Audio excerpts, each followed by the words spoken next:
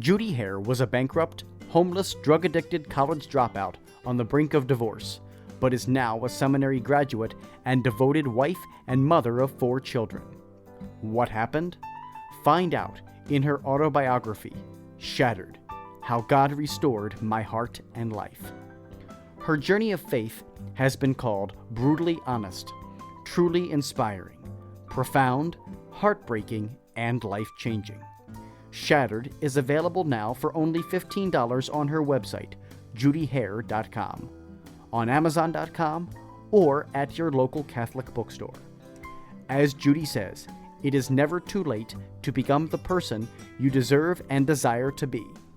So stop wishing for change and start doing something about it by reserving your copy of Shattered today.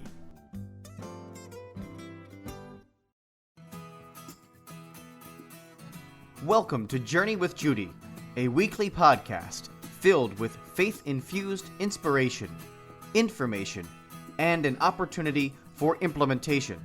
Now, here is speaker, coach, author, and host, Judy Hare. Hello, hello. You are journeying with Judy right here on the Journey with Judy podcast. We remain in 2020, this year of perfect vision, and I'm praying for greater clarity in every aspect of your heart, your mind, and your life. And our topic tonight is wise up. Like, don't we just want to be wise? And you are talking to someone who learned how to be wise from being a former fool. Now, that's a lesser fool, not that that's a judgment, it's just an assessment, than the person in front of me the other day at the McDonald's drive-thru who kept ordering, and you could hear the person yelling their order, and I kept hearing this faint voice saying, "I'm sorry, but I cannot hear you." So this guy kept yelling louder and louder. Well, it became apparent to me that he was placing his order in the garbage chute. You know how the garbage chute comes out? So he kept placing his order in the garbage chute, and the lady kept saying, like, "I'm sorry, sir, I can't hear you." So I know his wife was probably easily annoyed and all the things that being wise says we're not allowed to be. And I was like, I'm so glad that was her and not me, and him and not Bob. Anyway, so maybe he was not wise in the eyes of God. And by the same token, like, I'm just trusting that, that was just interesting to witness. Yes, it was the humor for my day. Also, today is the feast of St. Mary Magdalene. So who could be wiser, more full of knowledge, experience, and good judgment when it comes to laying her life out for Jesus? So we love her. She is a disciple of the disciples. So wisdom, here's the thing about wisdom. It is showing or having knowledge, experience, or good judgment. It's about a soundness of mind, an action, or a decision, right? So I believe that I was wise in my own eyes, and the Book of Proverbs says, either you are wise or you are a fool. So it's either wisdom or folly that we choose. And so Scripture also says that wise people might want to avoid the company of foolish people. So if I always say to my kids, you become the 5 people you spend the most time with. And my 18-year-old daughter who's living here is like, oh my Lanta, that means I'm turning into you and dad, right? That would be horrible. Yes. So here's the thing. Fools despise wisdom and instruction. Fools despise wisdom and destruction. And what's so funny, I didn't know this till today. Foolish, the Greek word for foolish is moros. So I think that's where they got moron from, because it's M-O-R-O-S. And so I'm going with that's where we got moron. So the Book of Proverbs, for those of you who are not familiar with those scriptures, it's phenomenal because it's practical, pithy statements that say if you're wise, you do this, and if you're foolish, you do that. And it's like this black and white, simple, straightforward stuff that when you're foolish, you don't want to know better, right? And all of you who ever worked with me have heard me say 4 million times, if we knew better, we would do better. And so I'm hoping that we're doing better because now we are knowing better. Because here's the thing about wisdom, is wisdom is the beginning of wisdom is from fear of having fear of the Lord. So fear of the Lord is the beginning of wisdom. And so I think some of us mistake the fear of being afraid of God versus the fear of disappointing him. Like the fear that something I say or do would disappoint him is what that means when it says fear of the Lord is the beginning of wisdom. So there's 95 references to the topic of wisdom. And I was just deciding that I would give you the 5 things that show how wise I have not been before I give you the 5 things that make you wise. So number 1, I was not wise. That's number 1. Number 2, I was impatient. Still up for debate if I remain impatient. Number 3, I was intolerant and irritated a lot. Number 4, I did not forgive and forget. I hated and remembered. And I'll just tell you, this shows how wise I was not. My wedding song as I danced with my father was Frank Sinatra, I Did It My Way. Okay, so this will all make sense to you on the other side of the podcast. So we're talking out of the book of Proverbs. And the first thing Proverbs tells us is a wise person, it actually says a wise woman, and I'm going to go with a wise one, a wise person is a former fool. So in order to be wise, we had to be a former fool. I love that. I love that I can look back and say, well, I was large and in charge, and I was a legend in my own mind, and that's only because I was a former fool, right? So it's not so much if we make mistakes, it's if we learn from those mistakes, because I have a tendency toward folly. I have a tendency towards folly. I need to run from folly like I do from a bee or a spider that's chasing me. That's how I need to run from folly.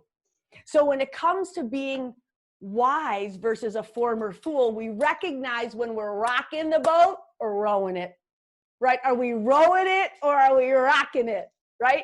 And only I always say, fire the liar, you are the liar. So you know if you're really rocking or rowing, are you rocking or you're rowing? Because a wise person lets the past enter in and they learn from it, right? You've heard me say that I've taken every field trip. Like, you don't have to do that. You can learn so many of these lessons in the classroom, because if we're wise and not foolish, we recognize that being teachable and accountable means we almost never need to learn the same lesson over and over. So the thing about God, it's so wonderful, is his correction is an invitation, right? It's an invitation always to reconciliation, never an invitation to humiliation. And I love, love, love that. So when it comes to being wise versus foolish, it's about God working out the character in us, because it's so about character and not comfort. So the goal is maybe not to be as wise as we could be, but definitely wiser than we were or used to be, right? Because it's a journey and not a destination, and it's based on progress and not perfection. And we know that perfection is incorporating the imperfection. So love that. Number 2, a wise one exercises patience. Oh my goodness. Patience. Love, love, love that virtue. Bob always says, I'm praying for patience and I continue to be irritated. And I remind him that that's all the opportunities that God gives him to exercise the virtue of patience. So what it says is that when we're slow to anger, we seek deep understanding. When we're quick-tempered, we stockpile stupidity. That's what it says in the book of Proverbs. When we're slow to anger, we deepen our wisdom. And when we're quick-tempered, we're stockpiling some stupidity. I love that. So my example of the people who cause you to impatience would be this. This, my friends, is sandpaper. I want you to think of your sandpaper people, those people that are wearing you down. Like, those same people are the ones that God uses to polish you up. So when I asked Bob to go find some sandpaper, he's like, I don't even want to know how that relates to me. So I refrained from saying it. So when we're exercising patience, we reflect instead of react. We have oceans of emotions, and when they are inflated, typically it invites regret. It invites the should have and the would have and the could have, rather than the cause for a pause. I actually wrote here, it's a cause for applause. Clearly, I was in my pride in that moment. It's cause for pause, not the cause for applause. So my kids always say, Mom, you have more patience with the lady at Burger King. And now I'm thinking with the Apple support person who literally answers my name from some third world country. He's like, hello, Judy, and how can we help you today? And I love when he says that's really not our job. And I go, well, would you help me anyway? Would you just help me? Because I waited like an hour for you. Yeah. So anyway, when we are a fool, we give someone control of us. We say things, we think things, and we do things that we wish we did not. I always say they can't hang you for what you're thinking, right? Can't hang you for what you think, only what you say and do. When our kids were little and they'd just be going back and forth and just spewing poison, which we did so readily and rapidly in our house, I would say, zip it, lock it, and put it in your pocket, right? If you don't have anything nice to say 0 things, okay? My father-in-law used to say, when we are impatient, we are quick, we are confident, and we are wrong. Right? Some of you have heard me talk about drawing conclusions, and when we draw conclusions out of impatience, they're almost always inaccurate and incomplete, almost never accurate and complete. Number 3, a wise person is not easily annoyed. Oh, I love that one. It says that there's nothing worse than the person who gets on your last nerve. Your first nerve, your last nerve, and every nerve in between. So a person who is wise is not easily annoyed. It says in scripture that fools have a short fuse, but the prudent shrug it off. They just shrug off the insult as if it isn't about them. Some of you have heard that more times than not. So here's what's so crazy. It says that if we are easily annoyed, it's a character flaw. So that's when we're letting something say something to us about us, and we're taking things personally because we are so easily annoyed. It also says that a person who is easily annoyed is someone who deep down thinks they're better.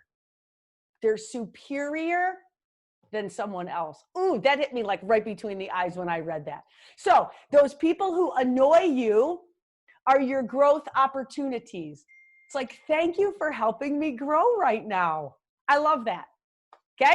So number 4, a wise one can make amends. A wise one can make amends. You know, in my house, we did not forgive and forget. We hated and remembered. Okay. We did not forgive and forget. We hated and remembered. And so there's something, one of the saints says that the freshest wounds are most easily healed.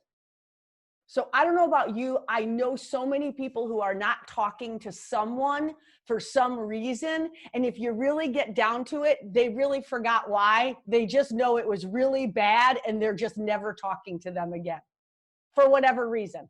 So it's like what the freshest wounds are most easily healed. And if we're wise, Proverbs 14:9 says, we make amends. The godly acknowledge and reconcile. The fool justifies and makes excuses, right? I want to be wise, not in my eyes, in God's eyes. One of my spiritual directors used to say to me, don't worry about being wrong. Worry about always needing to be right. Being right in a relationship means somebody else is wrong. So if I'm right, you're wrong. That doesn't usually leave either one of us feeling connected and protected. If anything, we feel disconnected and not heard and understood. I wrote down here, serve up mercy over judgment. And we got to bend to make amends. So if we're going to be wise, we got to bend to make amends.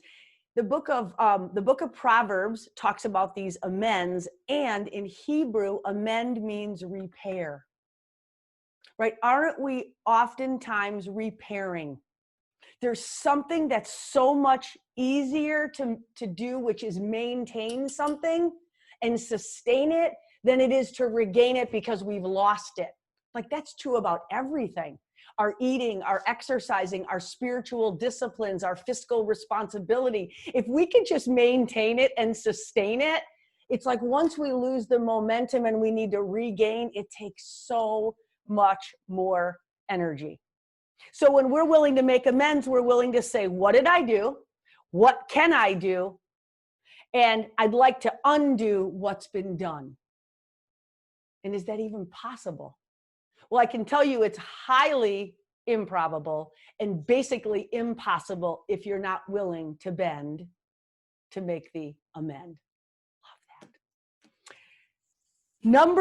That was number 4, make amends. Number 5, a wise one knows that God's way is the only way. Back to the Frank Sinatra example, number 5, my wedding song, that I danced with my father to. Little did I know it would be the theme in my marriage. My way. My way. The first time I went on a date with Bob, if he could hear me right now, he would scream from the basement. That is not true. It's true. I heard it with my own 2 ears. He said, I asked him why he didn't have a girlfriend the first time we went to lunch together. And he's like, well, it's either my way or the highway. And I was like, oh, I hope you call me again. I don't know why I was drawn to that back then. That was attractive to me. And then I made it my wedding song. Scripture says I was a former fool because God's way is the only way. See, I always say that when I turn it over to Jesus and it doesn't work out, I can blame Jesus. I would much rather blame Jesus than any of you or Bob or my kids. So when it's God's way, it is always more. I was working with someone this afternoon on one of my last calls of the day, and she said, God blessed me. She goes, I asked big, and I could not have asked this big for the way God showed up and delivered. Like, he gives us so much more than we could ask, dream, or imagine, and sometimes it comes through our sandpaper people, right? Yes, you know that guy. Anyway, this does not go on video live for everyone. Okay. So I always say that my kids brought out the worst in me. So if we are doing it God's way, it's likely that others can bring out the worst in us. So all that's left in us is the best in us, right? That's in my spiritual. I have a very wise spiritual director, and she used to say, well, when all the worst comes out, then all that's left is the best. So I guess up and out is the way to go if it's God's way. I love the fact that God is such a perfect gentleman because he will wait for as long as it takes till we flip the song around from my way or the highway to God's way. Like, he just so willingly waits until we want to be wise. He waits until we want to. He doesn't make us have to, because he so sees it as a get to. So if we're looking at life through the lens of faith and we're looking at it wanting to be wise through God's eyes, it is about the ultimate over the immediate. Because he knows that the ultimate peace, joy, wisdom, love, mercy will always trump the immediate satisfaction of being right or impatient or foolish or unforgiving or intolerant, so we can become all he has created us to be. So, my friends, you know you are wise when, number 1, you learn from the past. These are the fabulous 5. You know you are wise when you, number 1, learn from the past. Number 2, you reflect and not react. Number 3, you ask, what's wrong with me? What is my part? What's my piece of the pie? Whenever I work with couples or even parents and kids, I give a pie chart and I ask them just to draw their piece of the problem in the pie. Now, typically, when I draw the pie, this circle, and I say, here, draw your piece of the problem, it's oftentimes a slight little sliver, right? This is my part of the problem. If we're wise, we want to see all parts and recognize everything we are thinking, saying, and doing that is contributing to the chasm between those and the people we love. So, what's my part requires me saying, how's my heart? So number 3, ask, what's wrong with me? Number 4, I am willing to bend to make amends. So if you are wise, you are willing to bend to make amends. And lastly, number 5, you recognize that the Frank Sinatra theme song is not the best way to be wise in God's eyes. And you realize that my way needs to get to the highway because your way ain't working, right? So is this getting me closer to or further from what I really want, which is to be wise? So, my friends, I will tell you this is not easy. I will promise you that it is purposeful, and may you not be ordering anything from the McDonald's drive-through garbage can, that may you just go right to Jesus, the giver of all good things, and place your real order for what you really want, because you can almost have it any way you want it. Thank you for journeying with Judy on the Journey with Judy podcast. We want to be wise in God's eyes. So I encourage you to wise up and follow me on any social media platform that you desire. Feel free to reach out for a complimentary connection. And please do remember, it is never, ever, no matter whatever, too late to be who God calls you to be. Thanks for listening to this episode of Journey with Judy. To learn more about Judy's coaching ministry, receive a complimentary session, and other services she offers, visit judyhair.com. If you enjoyed today's episode, please share it with a friend. And remember, it's never too late to be who God called you to be.